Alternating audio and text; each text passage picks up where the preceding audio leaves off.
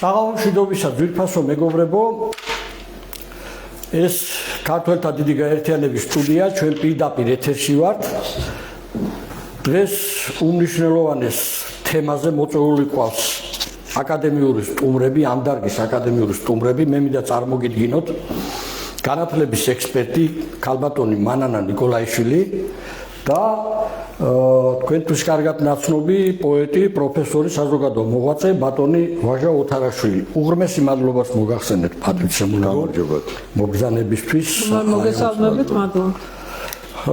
მოკლედ მე დიდ დროს თქვენ არ წაგართ, მე მაქსიმალურად შევეცდები, დროს შეზღუდულები არ ვართ, მაგრამ მაინც შევეცდები, რომ ძირითადად რომ თქვენ მოგცეთ, რომ ჩემზე მეტად კვალიფიციური ბრძანდებით ამ სისტემაში.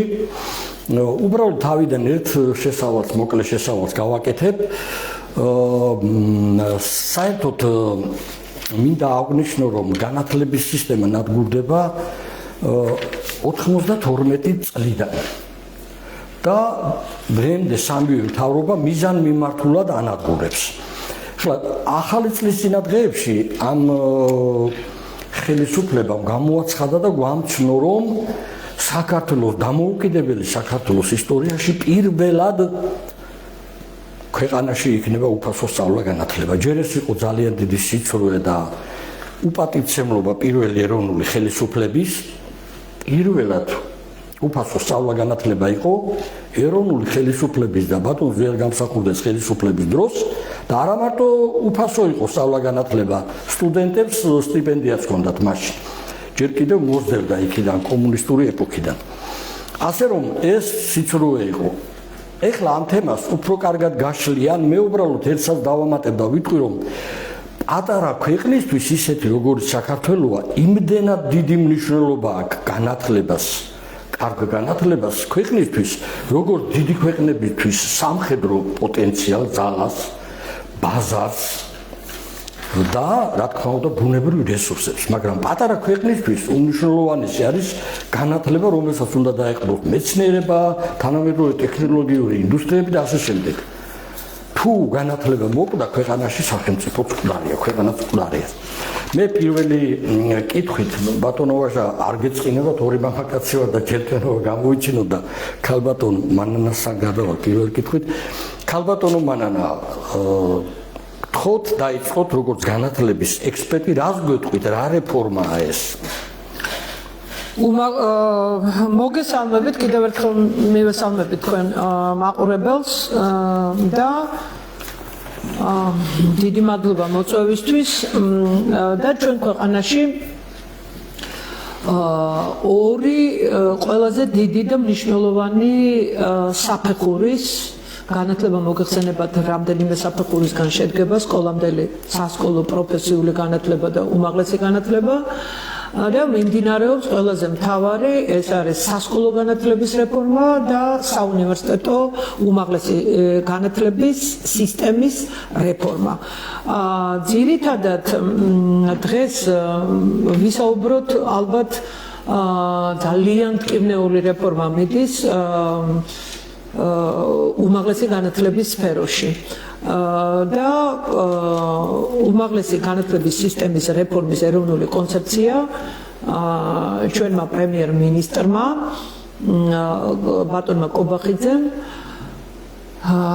პრეზენტაცია ჩაატარა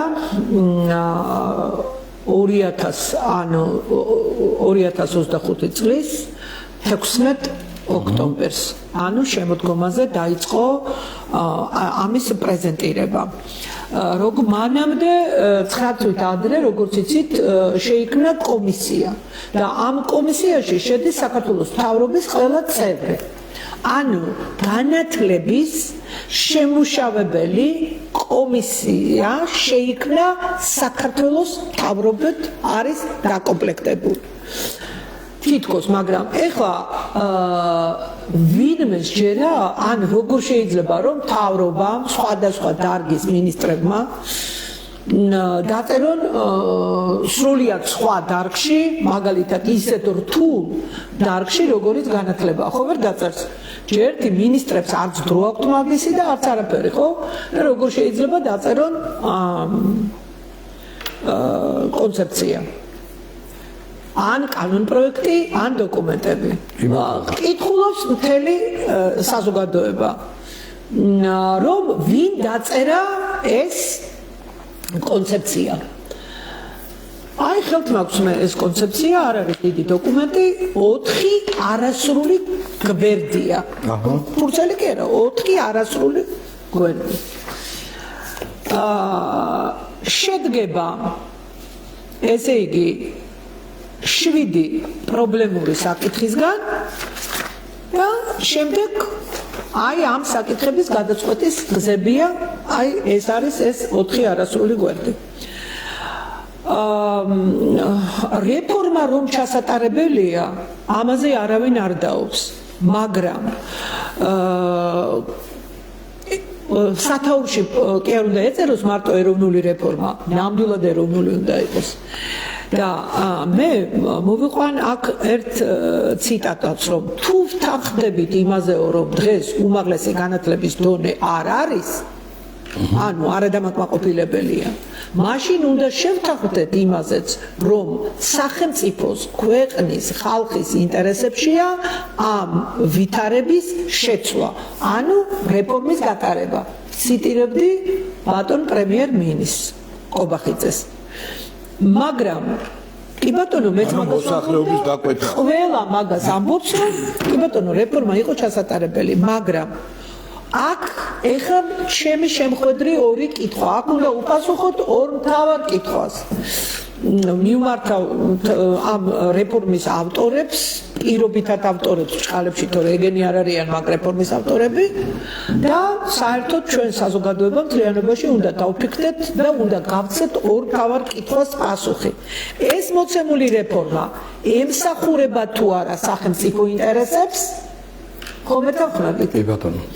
და მეორე ასევე მთავარი კითხვა, მოცემული რეფორმა ემსახურება ფართო საზოგადოების, ხალხის ინტერესებს?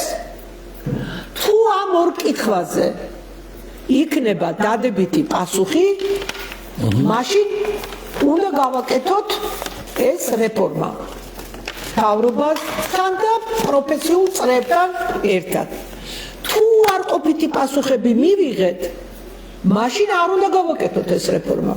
აი მე ვესაუბრები არა მარტო თქვენ ერთგულ მაყურებლებს, არამედ ვსარგებლობ ამ ეთერით და მივმართავ საქართველოს მთავრობას.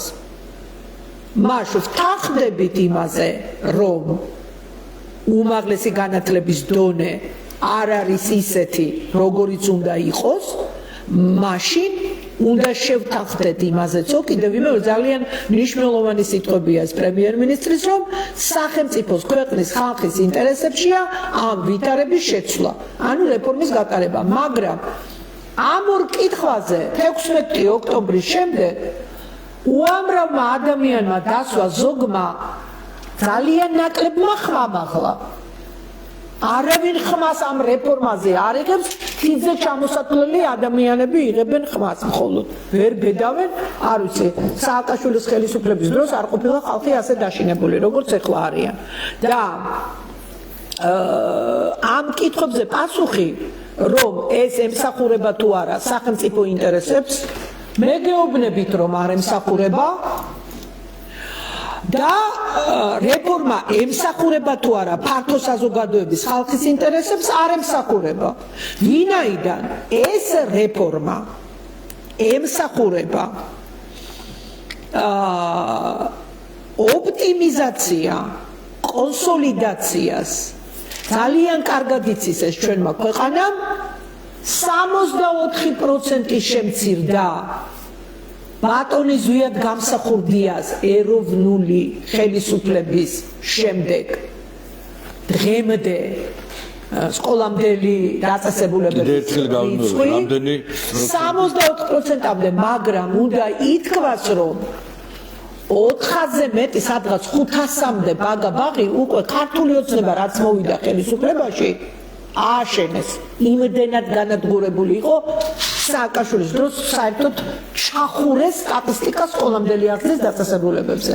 შევარდნაძის დროს ხო დაიყურა მაგრამ ნუ სამაჩაბლო და აფხაზეთი რო დავკარგეთ მაშინ ხო დაიკარგა სკოლამდელი აღზრდის დაწესებულებები და ისინი სკოლები ხო თავისთავად მე შევარდაძის დროს გაიყიდა გახსოვთ შადმან ვალავი ეუბნებოდა ჩვენ რო საკონსტიტუციო სარჩელი ქონდა შეტანილი სასამართლო მაღალჩინოსანმა მითხრა ცხონებულმა ეხლა გარდაცვლილია ჩვენი სამინისტროს რა თქმა უნდა ministrits და ministris მოადგილეც მაშინდელი გარდაცვლილები არიან და მე მითხრეს ერთ-ერთზე საუბარში რომ რატო დახურეთ ამდენი 1000-ზე მეტი ერთეული იყო დახურული ეროვნული ხელისუფლების შემდეგ და ესო ნუ რა თქმა უნდა ის დაკარგული რომ იყო სოხუმის დაცემის შემდეგ და იმის და იმისა ერთად იმიტომ რომ პურის მარაგი მარცვლეული თავდებოდაო და ეს მე შევარდნაძემაც მითხრა ერთ-ერთი შეხვედრის დროს როგორც ექსპერტი როცა კრიტიკული სიტუაცია იყო მაშინ იძულებული გახდა რომ მე ჩემთვის ეკითხა რაღაც რჩევები თორემ მე არასოდეს არ ყოფილა შევარდნაძის არც კადრი და არც ის ყოველთვის ვაკრიტიკებდი და ყოველთვის ვებრძოდი ანტიეროვნულ ხელისუფლებას მე პოლიტიკურად ვიყავი ზვიად გამსახურდიას მომხრე და ეს იცის მისმა ოჯახმა კიდევაც ბატონი ზვიადის და მე როცა ვიყავი შეხვედრაზე ერთ-ერთ შეხვედრაზე შევარდნაძესთან მე ვკითხეთ რატომ დახურეთ ბატონ პრეზიდენტო ამდენი ეს რატო არ გაუწიეთ წინააღმდეგობა მეთქი თქვენ ხო გაქვთ რაღაც საერთაშორისო წონა შადმან ვალავმა მითხრაო რომ ხორბლის მარაგი რომ თავდებაო არ შემოვა პურიო და ნუ დაგამხობენო რა უნდა დაიხუროს იმათმა ძალიან კარგად იციან რას უნდა დაარტყან განათლების საფუძველი არის სკოლამდელი და სკოლა ეს დაწყებითი საფეხური და ესა შემდეგ მანანა პატარა განმარტება ხო არ გაუკეთოთ ხალხს ერთი წამით ესე იგი ძალიან საინტერესო მომენტი წამოწია წინ ხალბატონმა მანანამ მე ჩვენ თანამებრძოლები ვართ აი როდესაც შევარდნაძის დროს როდესაც ფასიანის სწავლებას ღებულობს იმდროინდელი პარლამენტი რესპუბლიკური პარტიის დაკვეთით სწორედ მაშინ ჩვენ საკონსტიტუციო სასამართლოში შევიტანეთ სარჩელი და რამდენიმე წელი კი იყო ფასიანის სწავლება სკოლებში, მაგრამ მე მოიხსნა. ეგ მე გავშალოთ. ერთი წამი. ეგ არა მე ძალიან კარგი მასალები მაქვს წამოღებული. მოკლედ. შეკვეთა. ნახეთ, აი ახლა ახსენა შადმან ვალავი. რა ორგანიზაციები არიან? ესენი არიან მსოფლიო ბანკი და მსოფლიო სავალუტო ფონდი. დიდი საფინანსო ორგანიზაციები, რომლებიც აი ამ პოლიტიკას წარმართავენ პირდაპირ უწერია თავის წესდებაში. განვითარებად ქვეყნების ფინანსური და ტექნიკური დახმარება.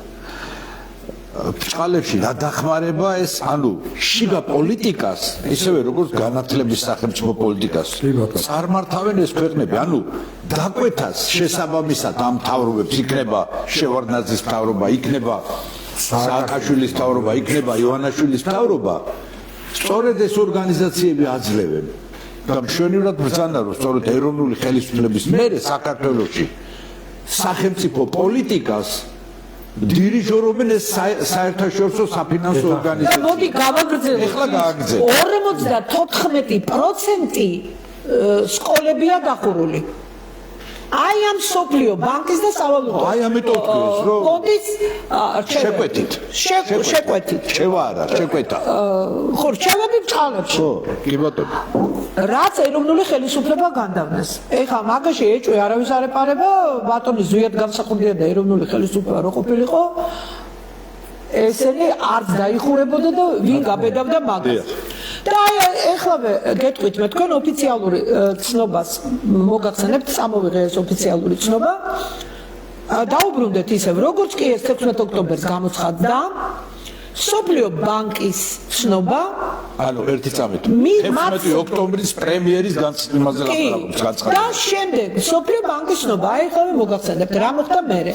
საქართველოს მისიის ფარგლებში სოფლიო ბანკის განათლების მიმართულების გლობალური დირექტორი ეს ხდება 29 ოქტომბრის ცნობა ეს, ანუ მანამდე ესე იგი ჩამოფრინდა ამერიკაშია ხო მაგათი შტაბ-ბინა და ლუის ბენვენისტე ეწვია საქართველოს და ვიზიტისას იგი გაეცნო სოფლიო ბანკის მიერ ხარდაჭერილ აქტივობებს და შეხვდა პროექტის ბენეფიციარებს, სკოლების, უნივერსიტეტების, მთავრობისა და კერძო სექტორის წარმომადგენლებს.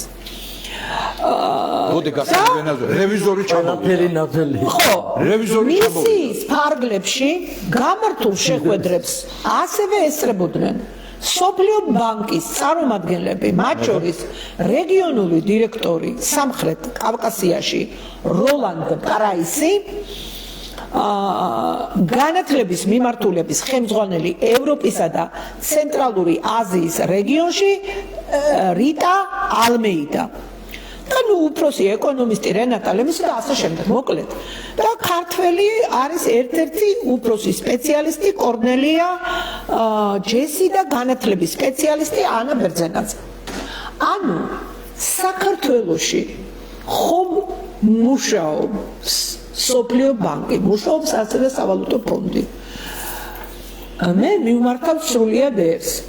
ჩვენ თუ გვინდა რაღაცა სასარგებლო გზას დავადგეთ ნებისმიერ სფეროში, არა მარტო განათლების და მეცნიერების, ნებისმიერ ეს იქნება სოფლის მეურნეობა, ეს იქნება მედიცინა, ეს იქნება სხვა ეროვნული წარმოება თუ რაღაცა, ჩვენ თუ სავალუტო ფონდს და სოფლიო ბანკს არ მოვიცილებთ აქედან. აბსოლუტურად გეთანხმებით. ან არ შეეკვეცებათ ფრთები არაფერი მაგეთმა გაგვინადგურეს, მე და ვაჟამ ძალიან კარგად ვიცით, 3 საკონსტიტუციო სარჩელის თანაავტორები ვართ. ბევრი ადამიანი ვწერდით. იქ საკონსტიტუციო სარჩელი არის ყველაზე მაღალი დონის სასამართლო და ყველაზე ურთულესი დასაწერი და იქ ვიღებდით მონაწილეობას მე როგორც განათლების ექსპერტი და პოლიტიკოსებიც და ეს 10 წლების წინ, მაშინ როდესაც 90-იან წლებში როცა ფასიანის სწავლება შემოიღეს და აი იურისტთა ჯგუფი და ჩვენ მქონდა ზუსტად ამ სკოლამდელებზე ცალკე, მაგრამ ისევ დაუბრუნდეთ შევარდნაძეს. ეხლა მე ვიცი თქვენი აუდიტორია და ზოგიერთი ძალიან გაღიზიანდება, რომ აი რა. არა, უნდა თქვა.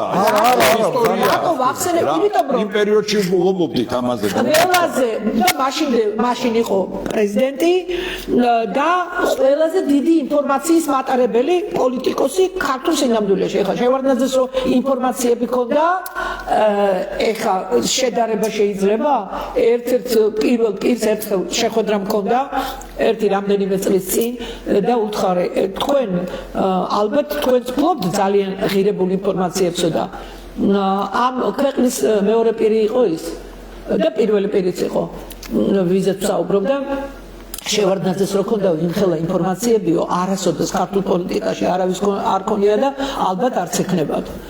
ხო და აი ამ კაცმა ერთი შადმანვალავის მაგალითი მითხრა, ანუ პურით ემუქრებოდნენ, პურის გაწყვეტით, ხორბალს არ შემოუშვებ, სისქვილები რას დააფქვევენო და დაგმხობენო. და პირველი უყენებდნენ იმას, რომ ბაგაბაღები და სკოლების რაოდენობა შეემცირებინა. რატომ გავაკეთე მე მახვილი ორ სიტყვაზე? ოპტიმიზაცია და კონსოლიდაცია. ანუ იგივე ტერმინები იყო ამ 20 წლის წინ. კი, სოფლიო ბანკის ეს ქართული წარმოშობის სიტყვა, რა თქმა უნდა, არცეთი არის კონსოლიდაცია, მე მგონი ინგლისური წარმოშობისაა და გაერთიანებას ნიშნავს, ხო? ისე როგორც ინვესტიცია ახლა კარგად ვიცით რასაც ნიშნავს. ხო და აი ახლა რატო ამ ორ სიტყვას რატო ჩავეჭიდე? ოპტიმიზაცია და კონსოლიდაცია, როგორც მოახდინეს საბავშვო ბაგაბაღების პროფები ქონდა ჩვენ ძალიან მაგარი სისტემა გაანადგურეს საერთოდ. სააკაშვილის დროს ერთ დღეს ერთი ბრძანებით მინისტრი იყო მაშინ შაშკინი 75 პროფესიული სასწავლებელი დახურეს ერთი ბრძანებით. სრული განადგურება მიდის და აი ეს საერთაშორისო ორგანიზაციები არა მარტო ესენი ეს ევროსაბჭო ევროკავშირი იქიდან მოდიოდა რეკომენდაციები და ახლაც მოდის კარგია ჩვენი ხელისუფლება რომ წინააღმდეგობას უწევს და დაიწყო თითქოს სუვერენიტეტის დაცვა მაგრამ ეს რაღაცა წმინდა პოლიტიკურ საკითხებში ხო მაგრამ მე მინდა რომ იგივე მედგარი წინააღმდეგობა ამჟამად მოქმედმა ხელისუფლებამ გაუწიოს განათლების საკითხებში მაშინ გვექნება ჩვენ სრული სუვერენიტეტი და ჩვენ თუ არ დავიწყეთ განათლება და მეცნიერება ჩვენ თუ არ გავიბრუნეთ მაშინ ეს არის ფუჭი ბრძოლა კიდევ რამ ხო აი ეს ოპტიმიზაცია და კონსოლიდაციაო მე რო უთხარი რომ ბატონო პრეზიდენტო დავალება მომცა რა გაფუჭდა ჩემი მმართველობის დროსო არ მოგერიდოთო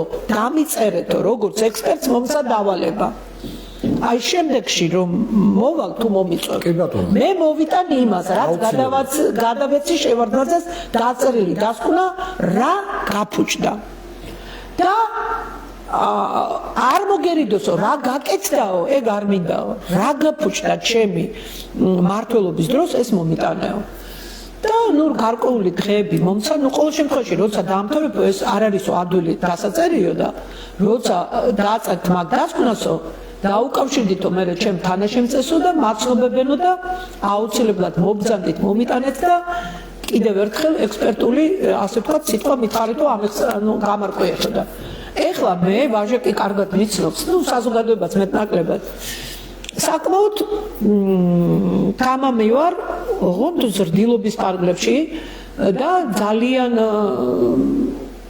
კი ძალიან რთული იყო ეს პრეზიდენტისთვის ამის თქმა მით უმეტეს ისეთი მკაცრი კაცი იყო ის მაგრამ მე მაინც გავბედეთ და რისკის ფასად ვკითხე ბატონო პრეზიდენტო თუ ის იცით რომ რა გაფუჭდა მე მავალებთ მეთქი თუ კი იცით რომ აფუჭებთ რატომ აფუჭებთ და რატომ აკეთებთ დაუსვი ეს კითხვა და აუზა გაკვირვებულმა შემოვხედა და თქვენ როგორი გამბედავი ყოფილხართო ამ კითხვასო მე ალბათ ვერავინ ვერ დამისვამდაო და კიდევ გააკეთა პაუზა და აი მაშინ მითხრა ეგ შადმან ვალავის მაგალითი ერთი მაშინ მითხრა თქვენ ვიციო რომ დოკუმენტებს იცნობთო და ოპტიმიზაცია კონსოლიდაციას გაიძახიანო და მე ეს გავაკეთეო და აი რა მოხდაო ხო ხედავთო რამდენი სკოლა და ბაგაბაღიაო დახურულიო მაგრამო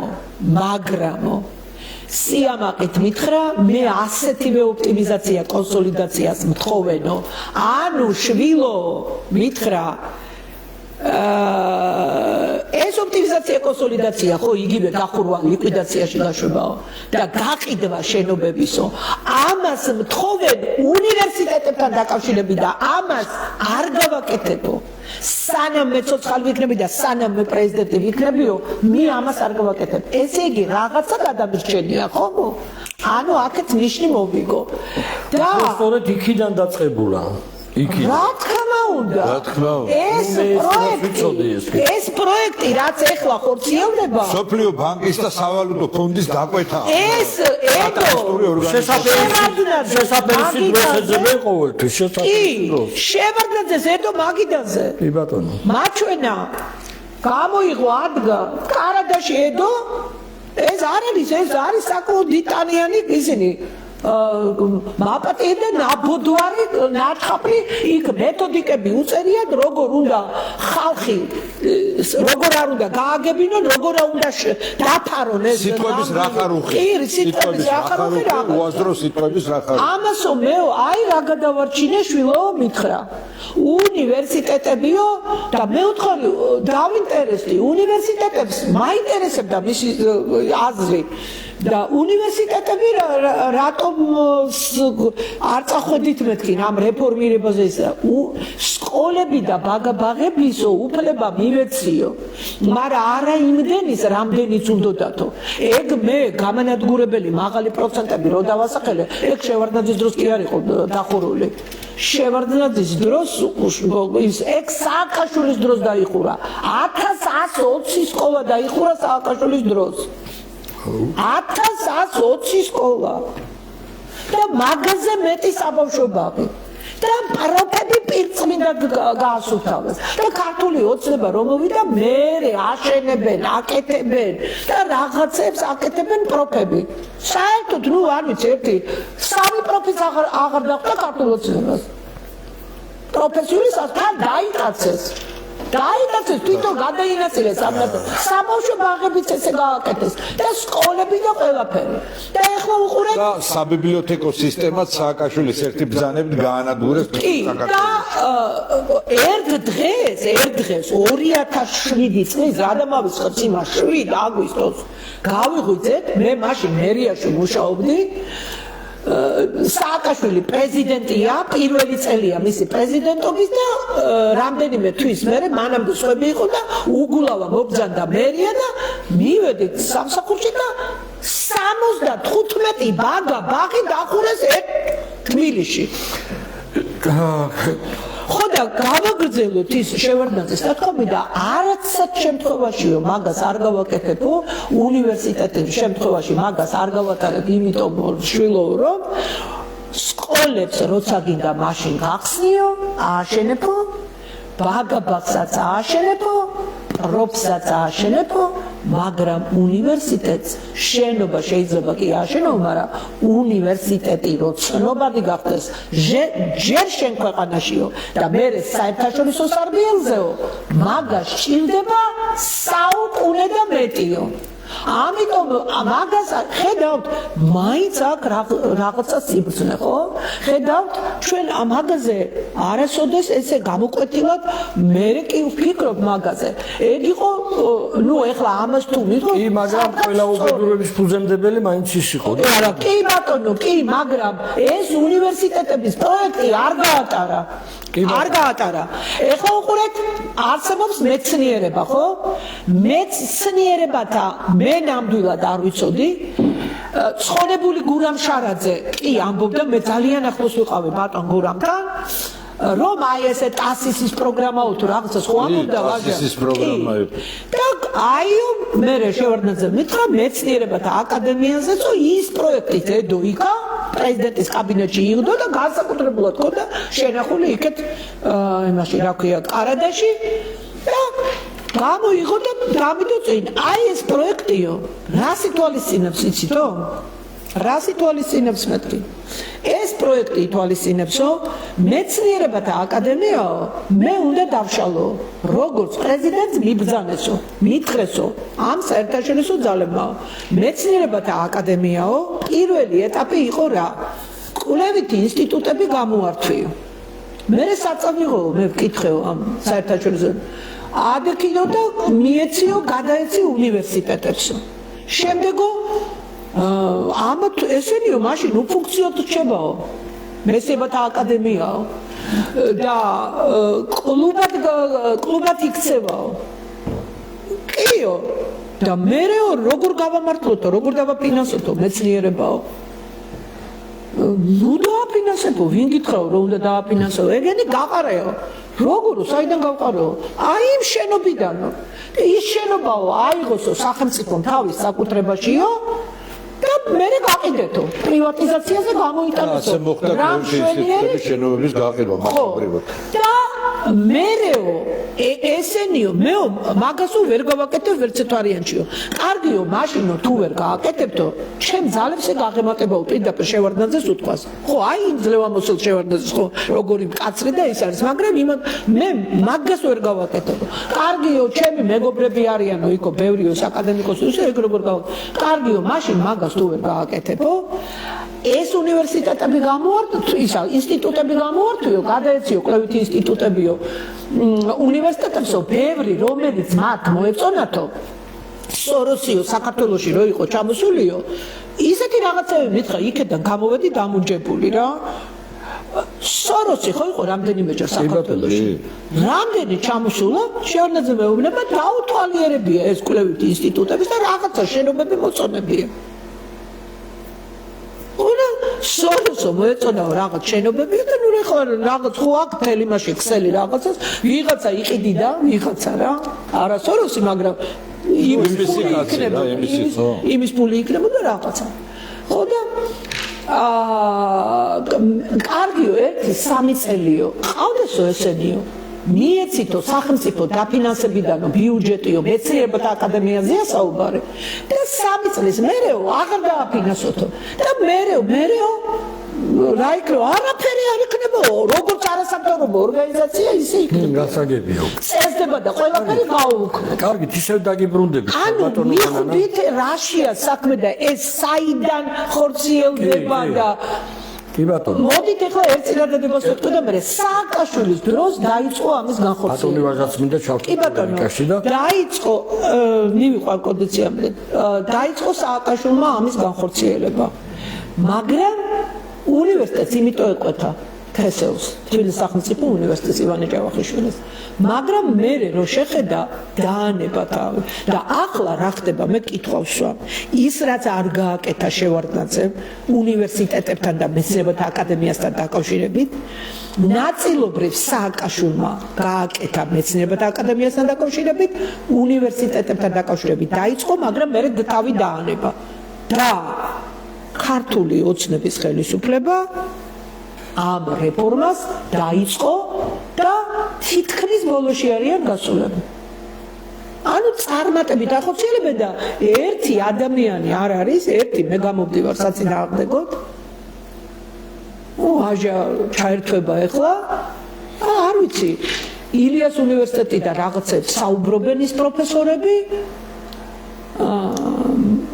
სხვა არავინ ხმას არ იღებს ეს ლექტორები არავინ არ იღებს ხმას მეცნიერებათა აკადემიაზე ევალება კანონმდებლობით რომ მთავრობის მრჩეველია არავინ ხმას არ იღებს მე რა მაინტერესებს იცით ბატონო ვაჟა კანონი მიღებულია ახლა თითქმის მთელი ცხოვრება ახალგაზრდობიდან უმაღლეს სასწავლებელში მოვაწეო მაინტერესებს აი ამ რეფორმის თანახმად ესეთი რაღაცა გავიგე რომ ქალაქში ერთი ფაკულტეტი უნდა იყოს ამ ქალაქში თუ იქნება მაგალითად ერთი ქალაქი ერთი ფაკულტეტი აი იქნებ ეს თემაც გაგვიშალოთ აბა რას ნიშნავს ეს რა არის ეს და ეს ხო არ გამოიწვევს ძალიან დიდ შემცირებებს და რამდენი პროფესორ მას აი გავაერთიანოთ იქნება აი რამდენი პროფესორ მასწავლებელი დარჩება უმუშევრობით ამ რეფორმის თანახმად თვითომეტეს რომ მანანა სტატისტიკაც აქვს ამის თაობაზე და დასავლაშიც დაიბეჭდა მოვყვები იქიდან რომ შევარდნაძის დროს დაიწყო კვლევით ინსტიტუტების ფაქტიური განადგურება და გაყიდვა ეს იქნებოდა მართვის სისტემების ინსტიტუტი კიბერნეტიკის ინსტიტუტი ფიზიოლოგიის ინსტიტუტი ფილოსოფიის და ასე შემდეგ ასევე მეცნიერებათა აკადემია აცენა მეცნიერებათა აკადემიის ეროვნულ პრობლემათა კომისიის ხდომაზე მოხსენება იყო რამდენი მეცნიერი მკვლევარი იყო რეალურად ეროვნულ ხელისუფლებამდე და შემდეგ დღეს რამდენია ანუ 90-იან წლებში 55,000-დან 65,000-მდე იყო მკვლევარ მეცნიერი. და დღევანდელ სიტუაციაში, დღევანდელ საქართველოში სადღაც არის 3-4,000 და შეიძლება არც კი იყოს მაგდენი. გესმით? კი.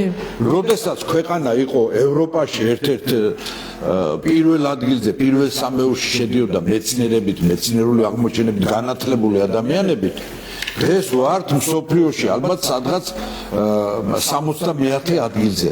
ბავს ანალიზის უნარი აღარ აქვს.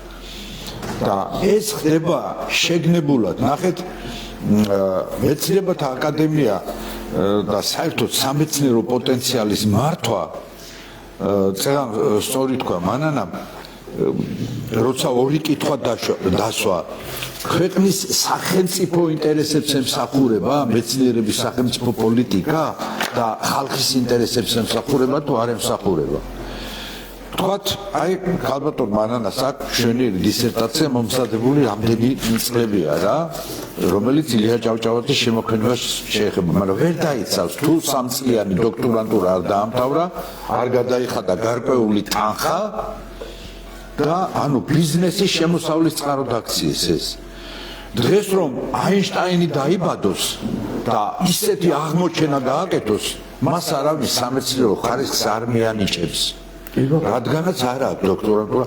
აი ეს მე ვიტყოდი ტვირთი და ეს შეკვეთა ამ კუთხით ეს ამას ახორციელებს სოფლიო ბანკი და სოფლიო სავალუტო ფონდი, ეს ორი საფინანსო ორგანიზაცია, კიდე სხვა საფინანსო ორგანიზაციები და თუ ჩვენ არ გამოვედით ამათი კლანჭებიდან, საქართველოში განათლების სისტემა საერთოდ გაინგრევა. ეხლა გეგმაშია აქტიურად, აი თქვენ ბრძანეთ, სწორი შეკითხვა იყო, ერთი უმაღლესი, ერთი ქალაქი. ეს იმას ნიშნავს, რომ საქართველოში უნდა დახურონ ყოფილი სულხან-საბა, ეხლა ილიაონი და თეატრალური ინსტიტუტი, კონსერვატორია, სამხატვრო აკადემია, კულტურის ინსტიტუტი, აქტიურად უცხო ენათა პედაგოგიური ინსტიტუტი ეხლა შეერთებული. არა, კი არ იხურება, გააქვთ თბილისიდან ეს უნივერსიტეტები ყველა. გააქვთ, მაგრამ ამ შენობებს, შემცირებები იქნება, რა თქმა უნდა. შემცირებები იქნება გრანდიოზული, 80%-იანი შემცირებები იქნება და ეხლა რუსთავში ვინ წავა სასწავლებლად და ჯერ ის შენობა, ჯერ ერთი წეღარ მართალი ბრძანა მანანამ უნივერსიტეტი თავის ტრადიციას ბახელა ისტორია აქვს. ამხელა ისტორია, ხო კი, ივანე ჯავახიშვილინი, კოცხეთაძე და მთელი ეს ხალხი კორიფეები, რომლებმაც მთელი დიდი სიყვარულით, უდუნებით, ღვთისმებით შექმნეს ეს უნივერსიტეტი. ეხლა შენ სადღაც რუსთავში რო გადაგაკ, თან იქვე არაბულ იმას აშენებ, ქალაქს 500,000-იანს, ხო? რაღაცა 6 მილიარდ ნახევრიანი ინვესტიცია რო შემოიტანე, ვითომ და ამას აკეთებ და გადაგაკ უნივერსიტეტი. ვინ ივლისი ხალხო? საქართველოში განათლება იყო ტრადიციული ერის სავიზიტო ბარათი. ჩვენის ერი ვართ, რომელსაც უხსოვარი დროიდან ფაზისის აკადემია ჰქონდა. ჩვენის ერი ვართ, რომელსაც იყალთოს და გელათის აკადემიები ჰქონდა. შენ ახლა ქუთაისში რომ აშენებ უნივერსიტეტს თუ რაღაცა ტექნოლოგიური უნივერსიტეტი, სანამ ის რაიმე სახელს მოიხვეჭავს. ის ეგრე ადვილი არ არის, სადღაც ტყეში რო აშენო შენ უნივერსიტეტი კიდე ოქროსი, ხო? ეგრე არ არის ეს დედაქალაქს სხვა დატვირთვა აქვს, თბილისს სხვა მაგნიტური მიზიდულობა აქვს. შენ თუ გინდა ქალაქის განტვირთვა, მაშინ კალა მაჰმად-ხანს, იგივე კალაძეს უთხარი, რომ უსახური კორპუსებით, უსახური მაღალსართულიანი სახლებით, ნუ ჩახერგა და ნუ გადააგვარა მთელი თბილისის იერსახე. და ნუ შეავიწროა ქუჩები.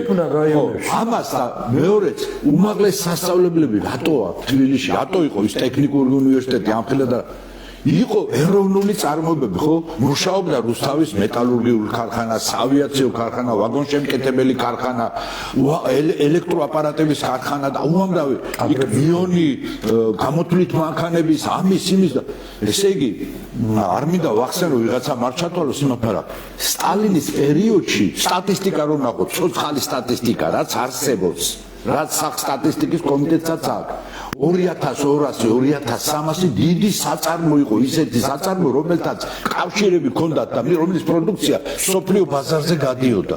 სოფლიო ბაზარზე, ეგ მარტო თბილისში არსებულ წარმოებებზე არ არის ლაპარაკი, იქ ზესტაფონის ფეროშედგენობის ქარხანა იყო, იქ ბათუმის გემშენებელი და იმის კატარგების და იმის მშენებელი ისენი იყო და წარმოიდგინეთ საქართველოში ჩაის საკრეფი მანქანა გამოიგონეს და გურიაში ამ და იმაში დასავლეთ საქართველოში ჩაის საკრეფი მანქანა მუშაობდა, რომელიც მერე მთელ სოფლიოში წაიღეს. დღეს აი ეს ყველაფერი თითქოს დაიკარგა და შესაბამისად ნახეთ ეს შეგნებული კარგი ისტორია მოყვა. ესე იგი სოფლიო ბანკის და სავალუტო ფონდი ნელ-ნელა ქვეყანას უჭრის სასიცოცხლო არტერიებს და ის მთავრობები შევარდნაძისა ვთქვათ თუ სააკაშვილის თუ ივანაშვილის ნელ-ნელა ამ არტერიების გადამჭრის ჯალათის როლს ასრულებს. მეტი არაფერი და ერი კვდება, ანუ ერთ თუ შენ განათლების სისტემა დაუნგრიე, შენ თუ დაუნგრიე უმაღლეს სასწავლებელი, ის ლექტორები ან უნდა საზღვარგარეთ წავიდნენ და ის ბავშვები შესაბამისად გაითესონ საქართველოსთან და ისედაც შაგრენის ტყავებით დაპატარავებულ ქვეყნიდან ახალგაზრდობის გადინება მაქსიმუმს მიაღწევს, ან ვინც იქ არის, უკან აღარ ჩამოვა, იმიტომ რომ აქ აღარ დახვდება უმაღლესი სასწავლებლები. ან იმ ლექტორებმა, პროფესორებმა, გამომგონებლებმა რა ქნან, რომელსაც შენ გაუყიდი შენობას, შეუმცირებ კათედრებს. და ამაზე სწავლეთ საზღვარგარეთ. ხო, სწავლეთ ბოლო მილიონი დარჩით და ეს რეფორმა მე გეუბნებით თქვენ, ამდენი წელია ჩემი ინტერვიუები იბეჭდება ვექტორ მედიაში თუ რადიოში გამოვდივარ თუ სოციალურ ქსელში თუ ტელევიზიები და არასოდეს არ შემწევარ არცად ანალიზში. ნეტად შევწდე ეს რეფორმა თუ გატარდა ბოლო მილიონი დარჩა ქართველები და დაიცლება საქართველო. ჯერ ერთი უამრავი ბავშვი აკავთ დატოვებული 600,000-ზე მეტი მშობლები უგზავნიან თუ საქართველოში 600,000-ზე მეტი მოსავლია და ამათი მშობლები წასულებია ძალიან ბევრი ბავშვის. ერთი 400,000, 300,000 წასულია. და თავრობას მიმართავ ამ ბავშვებს მოკიდებენ ხელს და წაიყვანენ. და თქვენ რა გინდათ საქართველოს დაიცალოს? რა თქმა უნდა. მთლიანად ბოლომდე ქართველებისგან.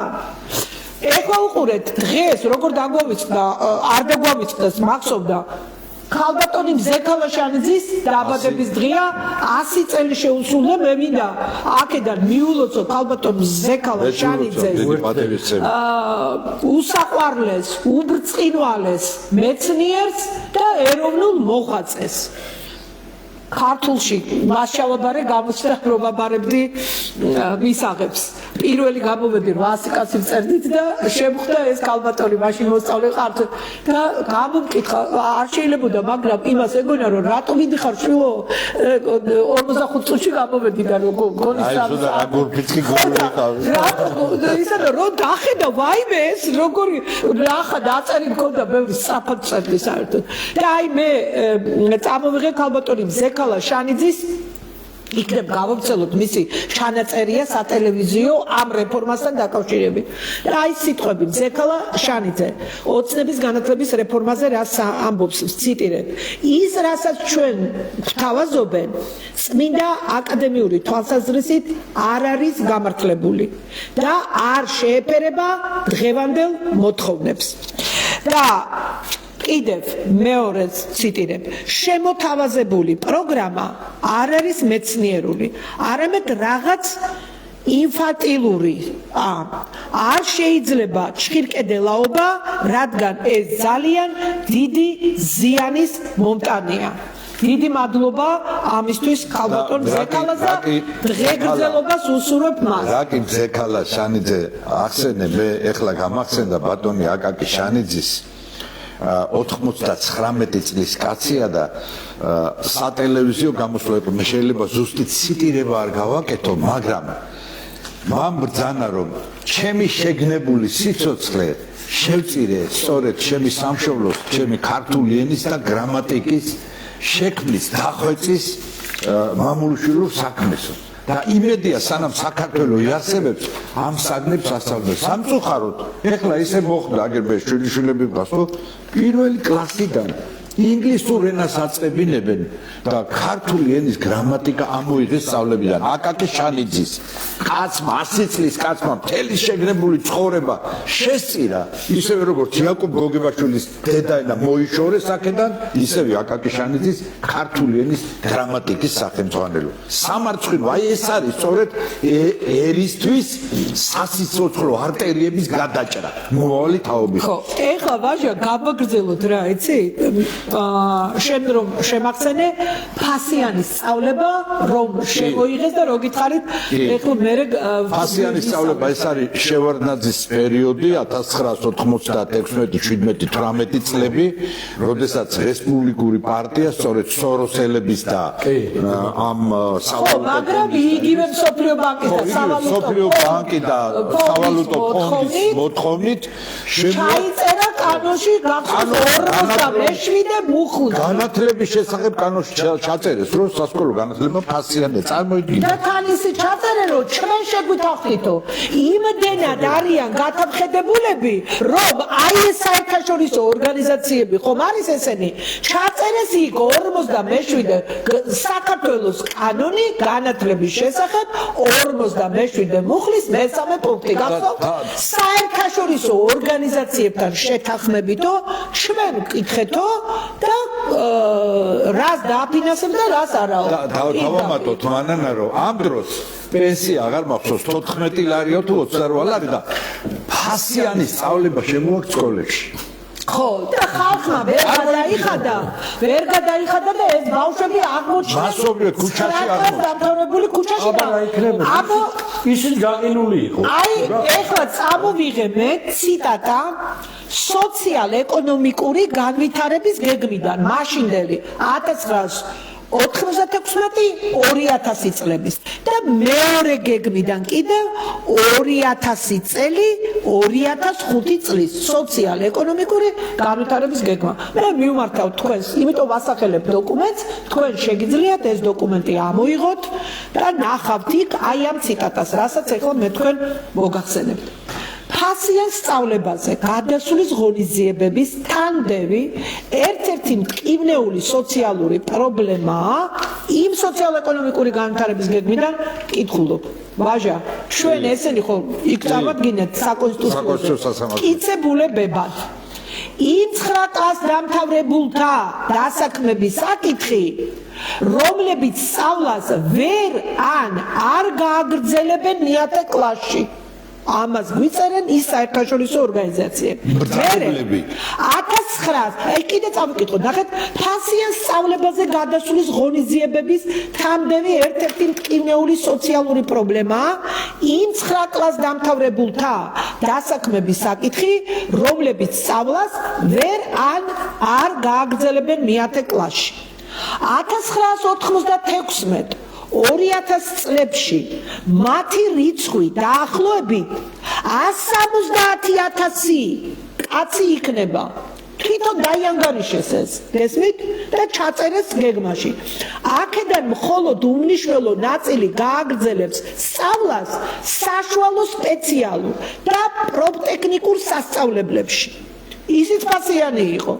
უდიდესი ნაწილი კი შრომის ბაზარზე გამოვა. რატო ოჯახები ფულ სკოლაში ვერ გადაიხდიდნენ? მაშინ ეგ არის რომ საქართველოს პრაქტიკულად არ ქონდა ბიუჯეტი. მანანა, ნახეთ თავიდანვე მიაქცია. ეს არის ვერ არ. ესე იგი, ვერ გადაიხდიდა ან ჩაიქნებდა ხელს რომ არ გაწავეს. შევარდნაძის მიერ დამტკიცებული ინდიკატორული გეგმიდან, რომელსაც პრეზიდენტი აწევდა ხელს. ოფიციალური დოკუმენტია. მთავრობის დამტკიცებული და პარლამენტის დამტკიცებული. ეხლა ნახეთ, ვაგრძელებ. ეს რეფორმა მასწავლებლებს თავაზობს, მხოლოდ შემცირებებს. ხსენებული რეფორმის ნორმატივების ამოქმედება, ეს არის ჩემი სიტყვიდან საკონსტიტუციო სასამართლოზე ერთი დღე გვისმენდნენ იმასა ექსპერტებს. ერთი დღე იყო მოსმენა ექსპერტების. ხსენებული რეფორმის ნორმატივების ამოქმედება ნიშნავს წლიურად ეს იყო დაგეგმილი 10,000 პედაგოგი უნდა შეემცირებინათ ყოველ წელიწადში, 4 წელიწადში 40,000 შეამცირეთო. ეროვნულმა ხელისუფლებამ ზოგადად გამსახურდიამ დატოვა 100,000 პედაგოგი. და ეს ჩამოიყვანეთო 60,000-ეო და მერე კიდე შეამცირეთო. ეხლა ამასაც გაჩვენეთ წამოღებული მაქვს დოკუმენტი. ხოლო საუკუნის დასასრულისთვის, ესე იგი 96 წლიდან 40,000 და 2000 წელს 40,000 უნდა შეემცირებინათ. პედაგოგის შემცირებას 4 წლის განმავლობაში სკოლების პედაგოგთა რიცხოვნობა უნდა შემცირდეს 25%-თო. ეს უწერია ყველაფერი იმ გეგმაში. და პარალელურად პედაგოგიური ინსტიტუტები ისაქნეს, გადააკეთეს ფაქტიურად დახურეს. იყო გორის პედაგოგიური ეხლა გავაგრძელოთ და ასე შემდეგ პუშკინის და იმის. ეხლა გავაგრძელოთ მივყვეთ იმ მასალებს იმ საკონსტიტუციო სასამართლო. რატომ ამცირებენ მოსწავლეებსა და მასწავლებლებს? დავსვი მე ეს კითხვა ვსვამდი პარლამენტში გამოსვლის დროს პრეზიდენტს რო შევხვდი პარლამენტში ოპოზიციის ორი ფრაქცია იყო თუ სამი გაერთიანებული და მე ვიყავი მათი განათლების ექსპერტი ხო თქვენი ფრაქციების მაშინ ვაჟა იყო ეს დეპუტატი და რატომ ამცირებენ მოსწავლეებსა და მასწავლებლებს ვეკითხებოდი ამას პარლამენტშიც გამოსვლების დროს პრეზიდენტსაც და ისა და ეხლა ხალხსაც რა არის მიზანი ნახეთ დღევანდელი ხელისუფლების საგანმანათლებლო პოლიტიკის არსი დევს შემდეგ საკითხებში ეხლა უყურეთ ეხლა ისევ ვციტირებ იმ სოციალ-ეკონომიკური განვითარების გეგმიდან ნახეთ ციტატავს ვიწყებ აღნიშნულის გათვალისწინებით როგორც შემცირების შედეგად გამომთავისუფლებული მასწავლებლების ისე 9 კლასს დამთავრებულთა დასაქმება შესაძლებელია ეროვნული ეკონომიკის ტრადიციულ დარგებში. სათქონდა ყველაფერი გაჩანებული ჰქონდა. აგრეთვე ტრანსპორტზე და იმ პერსპექტიულ უბნებზე როგორიცაა უახლოეს მომავალში საქართველოს ტერიტორიაზე ნავთობსადენისა და ევრაზიის სატრანსპორტო დერეფნის მშენებლობა და ექსპლუატაცია. გამიგე ეს უთხრე შევარდნადეს რომ აი საწამყვანო ეს ბავშვები და ისინიო. მიშამკაცმა ყველაფერი. ხელი შიდა სამზარეულო გამო საწამყვანო და მე ესენი ვიცოდი ეს სოციალ-ეკონომიკური განვითარების და ყველა დოკუმენტები აი ვაჟა მკიცის ეთახავე მუშაობდით იქ რაღაცა ტახტი იყო და მორიგეობით წვებოდით ხოლმე საქართველოს გამვითენებია 4 თვე თუ 6 თვე იწერებოდა ის საკონსტიტუციო სარჩელი და სახში ვერ მიდიოდით იმდენი რაღაცები ვნახეთ ყველა დოკუმენტი თუ რამე არსებობდა და ისა ყველაფერს ვკითხულობდით და ეს არის ეს ციტატა მივმართავ მაყურებლებს საქართველოს სოციალ-ეკონომიკური განვითარების 1996-2000 წლების ინდიკატორი გეგმიდან, რომელსაც ხელს აწერდა მაშინდელი პრეზიდენტი შევარდნაძე. და ეხლა მივედით ყველაზე მთავარზე, ეს სკოლები მიმოვიხილეთ, ეხლა უყურეთ. რა მოხდება უმაღლეს სასწავლებლებში? ვსვამდით კითხვას და ვსვამდი კითხვას როგორც ექსპერტი. და აქვე იმ სოციალ-ეკონომიკური განვითარების გეგმაში კიდევ ციტირებ. ასე თუ გაგრძელდა ასეთ პირობებში მომავალი საუკუნის პირველ წლებში ვაჟა მისმენ უმაღლესი განათლების მქონე ახალგაზრდა სპეციალისტებზე საშუალო წლიური მოთხოვნილება ნავარაუდებია არაუმეტეს 7,000 კაცის ოდენობით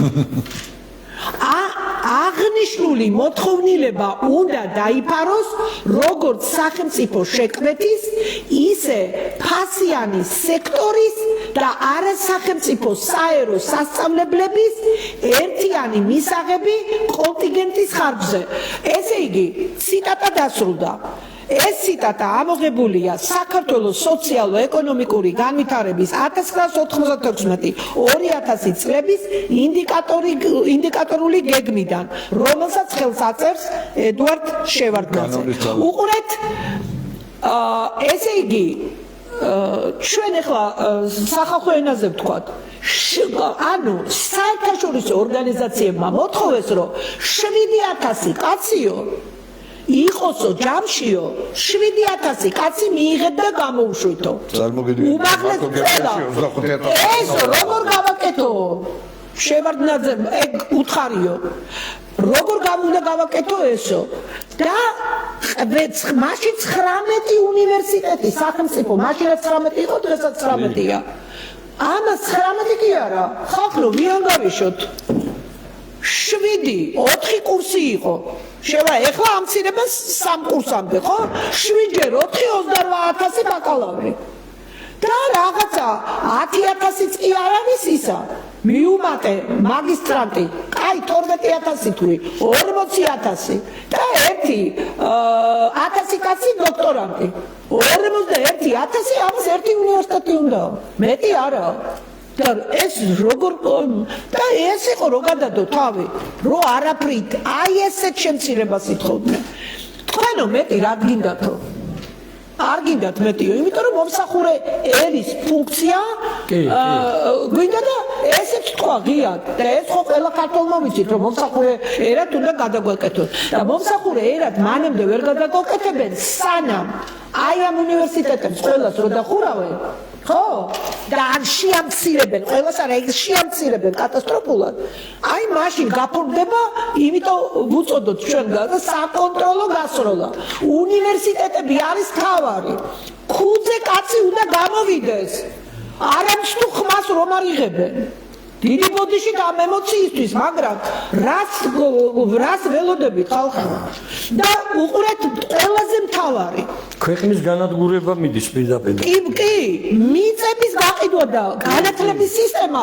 ორი კომპლექსურად მიდის ეს არის უსწორდება ყველაფერს რა განატოლია უმაღლეს სასწავლებლებში შემდეგ ამაზე არ დაჯერდნენ ეხლა შევარდნაძე უკვე მიდის ნახეთ მერე 2000-2005 წლებში როგორი ინდიკატორული გეგმა დაწერეს უმაღლეს სასწავლებლებში სახელმწიფო შეკვეთით მოსწავლეთა მისაღები კონტინგენტის მკვეთრად შემცირება დაგეგმილია 2000 წლის პროგნოზით სახელმწიფო შეკვეთით უმაღლეს სასწავლებლებში მისაღები კონტინგენტი შეადგენს 5000 კაცს ეს ჩაწერილი იყო სოციალ-ეკონომიკურ რაც 1995 წლის მაჩვენებლის დაახლოებით ნახევარი ანუ იქ რო დაუწერეს 7000 კაცი 5000 კაცი თუ ყველა კერძო, ყველა საერო და ყველა სახელმწიფო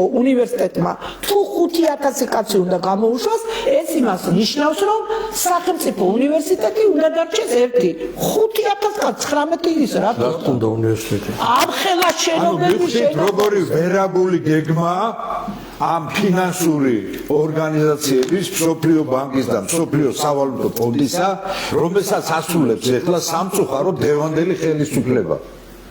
დევანდელი ხელისუფლება, რომლის შესრულება დაიწყო შევარდნაძემ და გარკვეულად იქ საბავშვო ბაღები და ისინი შეამცირეს სკოლები, შემდეგ მოვიდა სააკაშვილი და მოგეხსენებათ მასობრივად დაიწყო ახალი განათლების კანონი მიიღო ლომაიამ 2004-2005 წლებში და დაიწყო მასობრივი დანგრევა განათლების სისტემისა და დღეს ხელისუფლება, ოცნების ხელისუფლება ანგრევს მთლიანად მთელ განათლების სისტემას. წარმოიდგინეთ, რომ 19 უმაღლესი სასწავლებლიდან 19 ისტორიული უმაღლესი სასწავლებლიდან შეიძლება 5000 კაცს თუ მიიღებ, მაგას ჭირდება ერთი უნივერსიტეტი.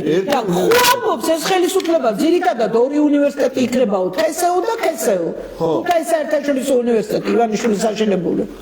და აი ამ უბედურებაშია ქვეყანა ჩავარდნილი, ანუ ქართველ ერს, ამ უნიჭიერეს ქართველ ერს წირავენ შეშის მჭრელებად, ბენზინ გასამართ სადგურებზე ჩამსხმელებად, ჰოტელების სასტუმროების მომსახურე პერსონალად, ოფიცერებს კი არ ვაყენებ ამ ხალხს, მაგრამ მთლიანად ანადგურებენ, განადგურებულია სოფლის მეურნეობა, ეროვნული წარმოება არ არსებობს და ფაქტიურად შენა მომავალ თაობას, რომელმაც დაამთავრა სკოლა 16, 17, 18 წლის ბიჭებს და გოგონებს ეუბნები რომ აქ შენ აღარ გესაქმება, არაფერი პერსპექტივა არ გაგაჩნია და ერთადერთი გზა რჩება, რომ წავიდეს უცხოეთში, ვიღაცას მონად დაუდგეს, ვიღაცას მუჩად დაუდგეს, რომ ირჩინოს. ანუ ეს ქვეყანა კიდევ უფრო განადგურდება დემოგრაფიულადაც.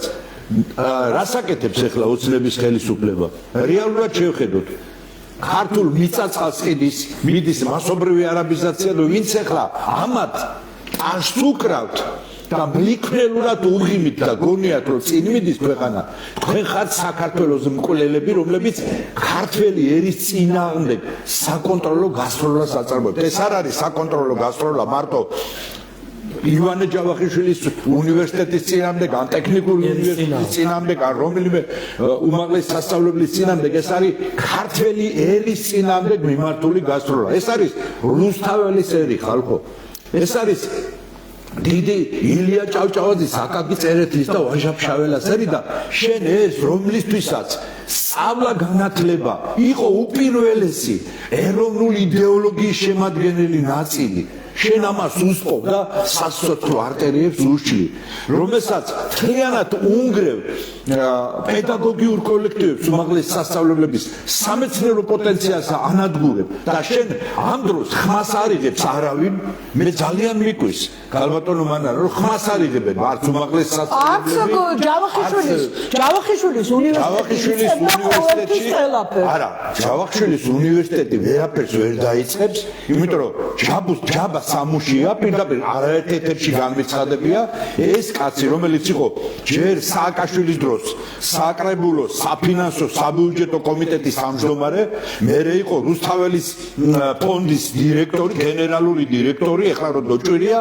და კარგად ხაფა ძალიან კარგად ხაფა ამ კაცმა და ეს ყავთ მაპატიეთ ჟარგონული ტერმინის დავერგოუკებული თავის ამ ყველაფერში და ასეთი ადამიანები და მოარული ხმები ამბობენ რომ მეშვიდე კორპუსს უკვე დაცალაო უნივერსიტეტი. არა, ეგ მოარული კერა გაყიდულია. ხო, აი წარმოგიდგენთ, ესე იგი, ივანე ჯავახიშვილის დაარსებული უნივერსიტეტის მეშვიდე კორპუსი გაყიდულია. აი ასე ნელ-ნელა მიყვებიან ხვალზე გუნდაც. ეგ ხიდოლის მეტი რა ეყოლებათ იმდენი უცხოელი არაბი და შემო. ხო და გადავ სეუსნისა და იქ რაღაც ასე რომ და ნახეთ ესე იგი ხმას არიღებს არც ეკლესია არც მეცნიერებათა აკადემია არავინ აბსოლუტურად იმიტომ რომ ეს არის ესეთი ბუმერანგი რომელიც დაეძგერება ყველა უნივერსიტეტს ყველა სამეცნიერო თუ პედაგოგიურ დაწესებულებას ფაქტობრივად ეს არის ერის განადგურება არადა ქართველი ერის ცნობიერება რა არის აი დააკვირდით ხალხი არა მოდით ახლა მასობრივად ხდებოდა ბავშვების ერთი წამი ბავშვების მომზადება და უმაღლესში ჩაბარება და ყველა იმით საზრდოობდა რომ მისი შვილი რაღაც თუნდაც 21 საუკუნეა ხო ის მუშად განათლებული უნდა იყოს და სპეციალისტად განათლებული უნდა იყოს როგორც ეს იაპონიაში ხო იაპონიას ყოველთ ერთი ქვეყანა როგორც ჩვენგანაც იყო უმაღლესი განათლება სავალდებულოა იაპონიაში და ეხლა ნახეთ წეღან ისა აღარ გაუკეთა მანანამ განმარტება შეამცირეს ესე იგი 5 წლიანი სწავლა ბაკალავრიატი გაყავთ 3 წელზე თუ იმაზე მაგისტრატურა 4 წლიანი 3 წელზე 2 წლიანი მაგისტრატურა 1 წელზე და ასე შემდეგ ანუ ეს რას გამოიწვევს ესე იგი მარტო სტუდენტები კი არ მცირდება პედაგოგიური კოლექტივებიც მცირდება საათებს უმცირებ ხო იმ ლექტორებს არა და რასწორე ბავშვებს უმცირებს სასწავლო საათების რაოდენობას სასწავლო საათებს არა და ეხლა იგივე ჩვენ სასკოლოზე ალბათ ცალკე უნდა ვილაპარაკოთ 11 წლიან სასკოლო პროგრამაზე რო გადაყავთ რამდენი მასწავლებლის შემცირება ხო ეს მასწავლებლის კოლექტივები მასწავლებლებზე პირველად მოდით აქცენტს ნუ გავაკეთებთ ჩვენ ბავშვებს დააკლდება ეს საათები სასკოლოს ყველაფერს ერთად ნუაურებთ მე ეკლესია ეკლესია ახსენეთ თქვენ და მე მინდა აქ აღვნიშნო გავბიჯნოთ რომ ეკლესიის თავი ქართული მართლმადიდებლური ეკლესიის არის ჩვენი უძვირფასესი პატრიარქი პატრიარქი რომ იყოს შეულ ფორმაში ესენი ამას ვერ გაბედავდნენ პატრიარქიც ეხმარებოდა და მხარს უჭერდა ყველას იგივე მე სააკაშვილიც მინახავს პატრიარქან იმ წუთას მირბენილი მე ვესწრებოდი ყველა გარჩევებს საპატრიარქოში და პატრიარქი პირდაპირ უკავშირდებოდა პირველ პირებს როცა იყო შევარდნაძეს როცა იყო ის სააკაშვილს და დაუფარავად მოურიდებლად და პირდაპირ ეუბნებოდა პატრიარქი იყო მებრძოლი პატრიარქი და პირდაპირ ეუბნებოდა განათლებასთან დაკავშირებით და მეცნიერებასთან დაკავშირებით პატრიარქი ხმალამოღებული იბრძოდა და აჩერებდა ძალიან ბევრ ამბებს თორე ამდენხანს იქნებოდა მომსყარი მთლად ყველაფერი მე მგონი არც ერთი სკოლა არც ერთი საბავშვო ბაღი არც ერთი პროფი და არც ერთი უნივერსიტეტი არ იქნებოდა პატრიარქი რო არ ყოფილიყო თავისი ბრძოლით და ძალიან ბევრ სხდომაში მე ვიღებდი მონაწილეობას როგორც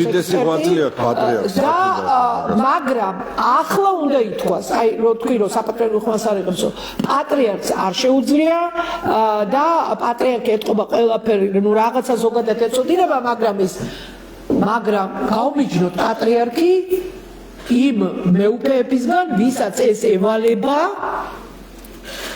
და რატომ არ აკეთებენ, ასე ვთქვათ, ან სხდომები მოიწვიეთ, მაგრამ როგორც პატრიარქი აკეთებს. ბრიტანეთის საელჩოს განიღებენ ინსტრუქციებს შეჯერობით, როგორც გავრცელდა სოციალურ ქსელში ფოტოებიც.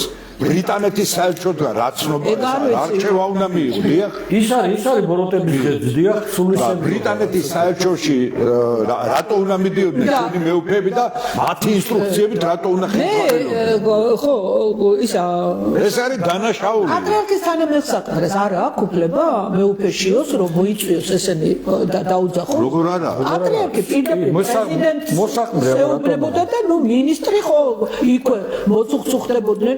მე რამდენჯერ ვესწრებოდი ზოგჯერ აი არ მყოფნიდა ხა პატრიარქის თანამდებობით ხო არ დავიწყებდი ჩხუბზე რაღაცას და ერთხელ უთხარი კიდევაც ისა რა ქვია არ მინდა რომ დავესწრო მეთქინდა უნდა ვიყვირო ვიკამათო რაღაც და მომცა უფლება, ნუ ეხლა მეხათრებოდა პატრიარქის თანამდებობით ხელჩართულ ომში ჩართვა იმასთან სამინისტრო მოდიოდა. აი სექსუალური საკითხები და ისინი რო უნდა მაგასთან დაკავშირები და ისა. და შევარდნაძის დრო იყო სხვათა შორის და მთელი მაშინ იწყებოდა LGBT-ობა. სამინისტროს ხელმძღვანელობა მოვიდა, მაშინ მთელი მინისტრი, მოადგილეები, კარტოზე იყო რაღაც და ნუ თქვენ უნდა გენახათ რამხელა ძალა იყო იცით პატრიარქი როგორ კანკალებდნენ ის მინისტრი და სხვები და პატრიარქმა პირდაპირ კითხა ვინ დაგავალათ თქვენ ეს ანტიეროვნული რეფორმის გატარებაა პირდაპირ რომელმა ორგანიზაციამ დაგავალათო სოფლიო ბანკის ის იყო მაშინაც აი ამხელა ტომები ერთი მე ვარ და კიდე ერთმა წაიკითხა კიდე ავიკითხე ის ყველაფერი და ვამხილე მივედი და მივიტანე პატრიარქთან. ჩვენი პატრიარქი რო იყოს ჯამრთელად და ისეთ მებრძოლ ფორმაში ეს გაჩერებული იქნება. მეუფეშიოს მოვალეობა ზუსტად ესაა. არა, მოდი მე არა, მოსაგრე ამიტომ აიჩიეს. არ მithოვია ჩვენ და მოდი ნუ გავაკრიტიკებთ და არა, ეს არის მოვალეობა. უბრალოდ, მაგრამ მე ვაყენებ საკითხს ბუნებრივია რომ ჩვენ გადაცემას სასულიერო პირებიც უყურებენ და როდესაც ჩვენ მოვითხოვთ რაღაცას ამ ხელისუფლებისაგან ბუნებრივია ეს მოთხოვნა ესმის ჩვენ ეკლესიასაც ჩვენ მორწმუნე მრევლი ვართ აღსარებელ მაზიარებელი მეც და ქალბატონი მანანაც ისე რომ მტრული პოზიციიდან კი არ ვსაუბრობთ ეკლესიის მიმართ, არამედ მოყრის პოზიციიდან. ჩვენ ვხედავთ, რომ დიდის ჯულის კანონის თანახმად, როდესაც მრევლი არის განსაცდელში, ეკლესიას ევალება დაიცვას თავისი მრევლი.